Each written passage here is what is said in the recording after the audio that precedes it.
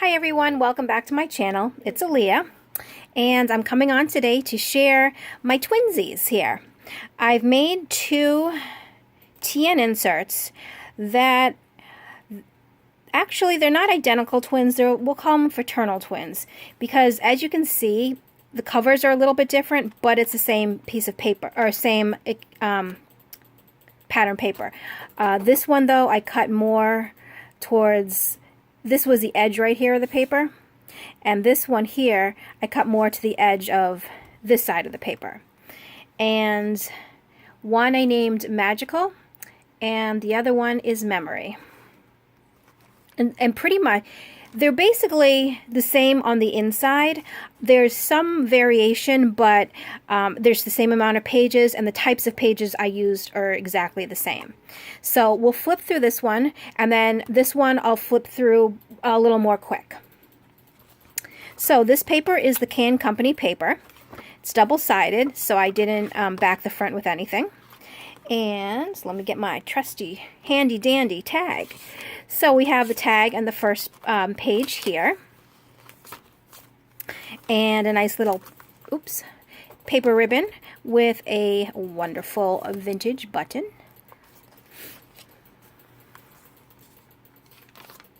And I have here a little glassine bag. Well, it's not really glassine, maybe a parchment bag that you can tuck some stuff into. And on the bag here, I just did a little bit of layering or collaging or whatever you want to call it.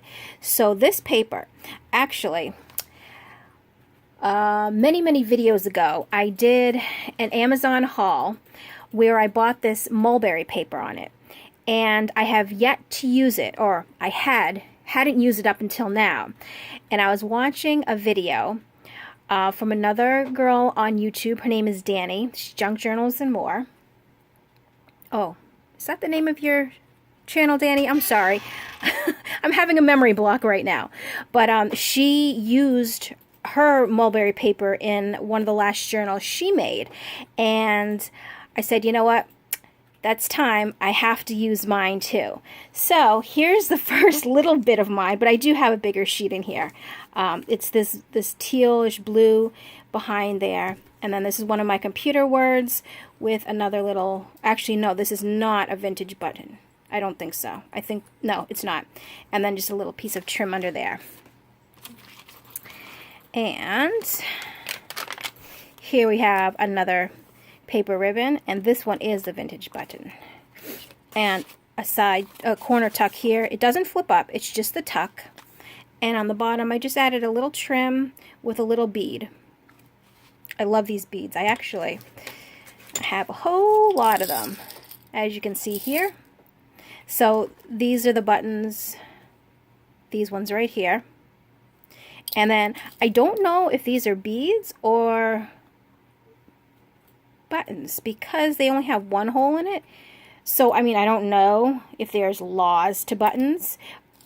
Are they supposed to have 2, 4, 1, 18? Who knows? But I love these.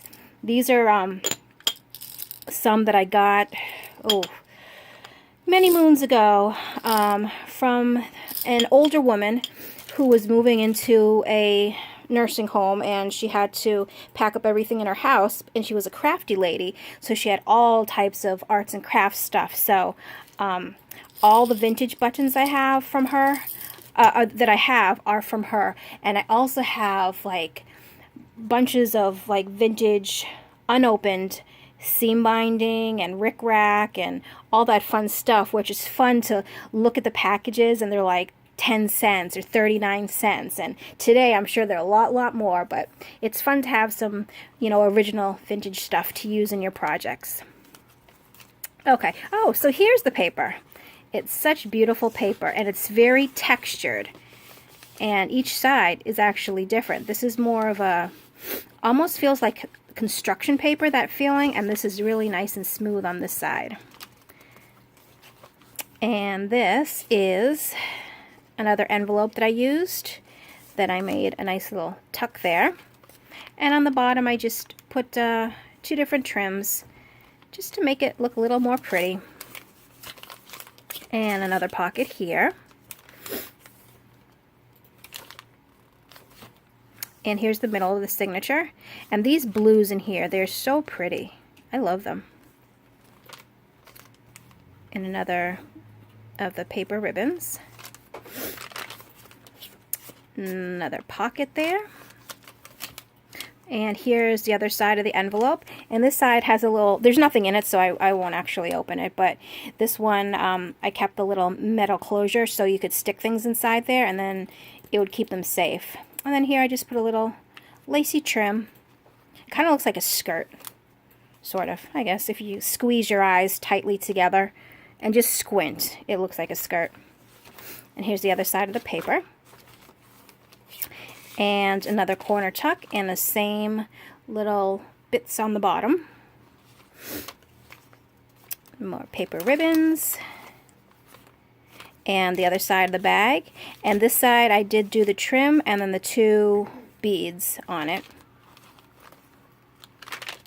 Last pocket and the back. So that is magical. And this is memory, and it's, like I said, pretty much the same thing on the inside. We have the pockets, the paper ribbons. This I did the same thing. Hello, hello. Some more pockets, and this paper, I absolutely love this one. It's a little translucent because you can see my hand on the other side, and it feels so light and delicate, but it's not, because I didn't know at first that this paper has to be cut a certain way, or maybe with, you know, scissors only or something. I tried to stick it in my paper trimmer. Wasn't such a good idea. This is what happened to it. So it looks delicate, but it really isn't. It's pretty sturdy.